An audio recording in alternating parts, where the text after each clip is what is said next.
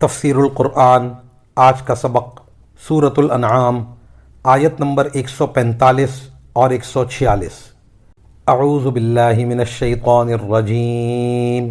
بسم اللہ الرحمن الرحیم۔ قل لا اجد فیما اوحی الی محرما علی طاعم یطعمہ إلا أن يكون ميتة أو دما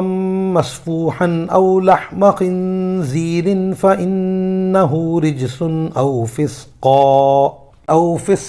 أهل لغير الله به فمن اضطر غير باغ ولا عاد فإن ربك غفور رحيم۔ وعلى الذين هادوا حرمنا كل ذي ظفر ومن البقر والغنم حرمنا عليهم شحومهما إلا ما حملت ظهورهما أو الحوايا أو ما اختلط بعظم ذلك جزيناهم ببغيهم وَإِنَّا لَصَادِقُونَ۔ ترجمہ: اے پیغمبر، ان سے کہو کہ جو وحی مجھ پر نازل کی گئی ہے اس میں تو کوئی ایسی چیز نہیں پاتا جس کا کھانا کسی کھانے والے کے لیے حرام ہو، الا یہ کہ وہ مردار ہو یا بہتا ہوا خون ہو یا سور کا گوشت ہو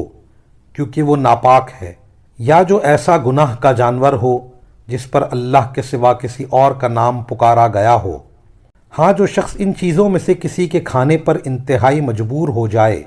جبکہ وہ نہ لذت حاصل کرنے کی غرض سے ایسا کر رہا ہو اور نہ ضرورت کی حد سے آگے بڑھے، تو بے شک اللہ بہت بخشنے والا بڑا مہربان ہے۔ اور یہودیوں پر ہم نے ہر ناخن والے جانور کو حرام کر دیا تھا، اور گائے اور بکری کے اجزاء میں سے ان کی چربیاں ہم نے حرام کی تھیں، البتہ جو چربی ان کی پشت پر یا آنتوں پر لگی ہوئی ہو یا جو کسی ہڈی سے ملی ہوئی ہو وہ مستثنیٰ تھی۔ یہ ہم نے ان کو ان کی سرکشی کی سزا دی تھی، اور پورا یقین رکھو کہ ہم سچے ہیں۔ ان آیات کی تفسیر میں مفسرین کرام فرماتے ہیں، جن جانوروں کو بت پرستوں نے حرام قرار دے رکھا تھا ان میں سے کسی جانور کے بارے میں مجھ پر اللہ کی طرف سے کوئی ممانعت کا حکم ان 4 چیزوں کے سوا نہیں آیا۔ اس کا یہ مطلب نہیں ہے کہ دوسرے جانوروں میں بھی کوئی جانور حرام نہیں،